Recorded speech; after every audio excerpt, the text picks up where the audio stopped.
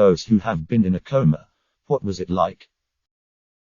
I was in medically induced coma for about a week. The coma itself is not much to talk about, minus there is just a gap in your memory, even from before it happened. I don't even remember the accident that brought me there in the first place. Waking up from it is much different story though. Since I was fully dosed by painkillers and sedatives and whatnot, I was basically high as kite, and since the trauma I suffered was very serious, my brain constructed very stressful, vivid nightmares I remember to this day. I was in a very short coma, 6 days, after a brain hemorrhage. I recall nothing during the coma. I have a fuzzy understanding of my first week or two after waking up, having pieced it together by the stories I was told. And memories of the days leading up to it were temporarily wiped out, though they have since returned. This was over a decade ago, so take this with a grain of salt. My memory in general is imperfect at best. Edit. I should mention that my coma was induced so they could stabilize me and drain the blood via my skull. My wife was in a coma for about a month. At first I didn't bring the kids up because of how she looked, but in the 3rd week her color was closer to normal and there was less stuff going on, as she was pretty stable compared to the first 2 weeks. Anywho, I had told the kids that while mom wasn't responsive, there was a chance could she hear us, so they should be as brave as they can and sound as happy as they can. I described to them everything I thought that might spook them, from the tubes and wires to things beeping randomly and nurses coming and going. They were awesome, even in the initial shock at seeing her with a ventilator. They were vocally loving, hugged and patted, held her hand, etc. We sat in the room a while and just talked. At one point I asked the kids what their favorite vacation was. Instead of our Disney and Universal Studios trips, they both agreed it was the road trip we took from Vegas down to Arizona, driving all over and seeing all the incredible sights. We talked about rides and amusements in Vegas.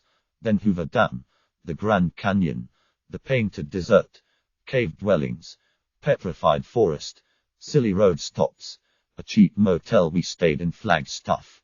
We laughed and cried, just a little. It was as nice as it could be. They kissed her goodbye saying see you soon. My wife heard it all, but in a hallucinatory way. She now has, to this day, near 10 years later, a vivid memory of the second Arizona vacation she went on with us. She even asked me early on after she woke up if we had gone on a vacation recently. Her mind went through every detail we talked about and even added on to it as if it all actually happened, and the memories of it are as real as any. 10 days I don't remember anything about. Not sure if it is a blessing or a curse. Hit by a drunk driver. My wife and I lived. Our daughter didn't. To me, that stuff on TV where the PT wakes up and everything goes back to normal is bullshit. When I woke up, I was in a conversation with another. Air Force had sick bays, not individual rooms. I can only compare it to a computer. I had been hung in an update and then flicker, new screen.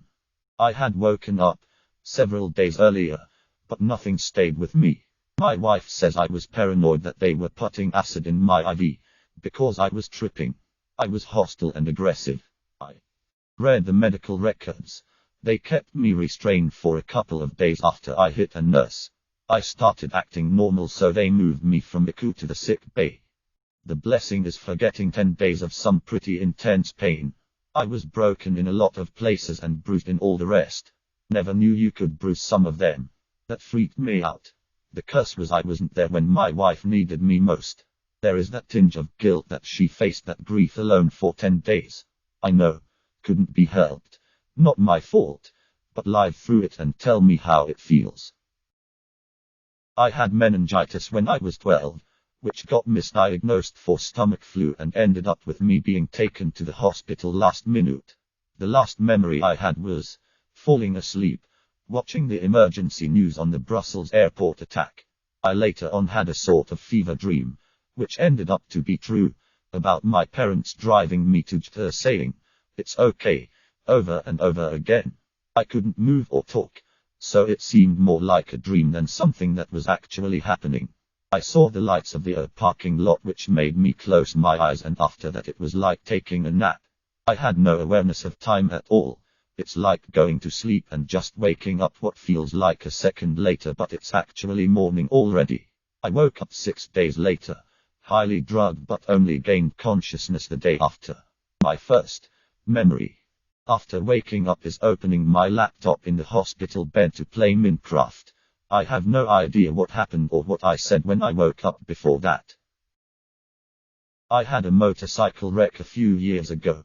Someone texting blew a stop sign and 8 ended up T-boning them. Not sure if coma is the correct term, but I was definitely unconscious for 2 days. Honestly, just felt like the worst, least refreshing nap in the history of naps. Had the wreck on a Sunday. Woke up sometime Tuesday afternoon/evening and asked if the bike was okay. It wasn't. Not me, but my dad has described his coma after his car accident. He was pulled up a little too far at a stop sign, and a guy who was speeding and on his phone swerved off the road. So he was in a coma for about 2 months. On my end, it wasn't like the movies. He didn't just wake up miraculously. It was 2 months of steady improvements. One eye opened, then a few days later his other eye was half open, then he could wiggle a toe, then he could move his fingers, etc. On his end, he said he could hear bits and pieces of what was happening around him, but it was like a dream that he couldn't wake up from. When me and my 2 younger siblings would come in and talk to him, his heart rate would go down. When a football game was on and his friends came to sit with him and watch it, the nurses made them turn it off once his team started losing because his heart rate blew up. Edit. He's a fan of the Miami Dolphins, so I guess his HR never fully returned to normal. Edit 2. An award. I've never got an award before. But seriously, thanks for the awards and the stories, guys. There was a kid named Martin Pistorius who fell into a coma for 12 years, but his mind woke up 2 years into it. However, he was unable to speak or move, and everyone believed he was a vegetable at best. This wasn't the case. His mind was fully there. For over a decade he was mistreated in facilities that played Barney repeats every single day for years without him being able to look away. True mental torture. He was also physically and sexually abused on top of that. At one point he couldn't stop throwing up, so the nurses tube fed him his own vomit. His parents were unaware of all this and tried adapting the best they could. In some of the lowest moments he remembers his mother telling him she wishes he would just die, yet all he could feel was compassion for how she felt. Eventually someone who cared enough realized he was responsive enough and got him the help he needed, and now he has a wife and kids, talks like Stephen Hawking, and is a computer programmer. Really shows how you can still emerge from the deepest, darkest places of life. If anyone is wondering, it happened to him due to cryptococcal meningitis. Fungus covered his brain and spinal cord. The disease comes from soil with infected bird droppings being inhaled. One day he was just an innocent 12-year-old playing outside, only for his life to be changed because of simply breathing in some kicked up dirt. Glad he came out on top in the end. His TED Talk, https://youtube.b/1x1f. I was in a coma for 3 days following a serious cycling accident, medically induced.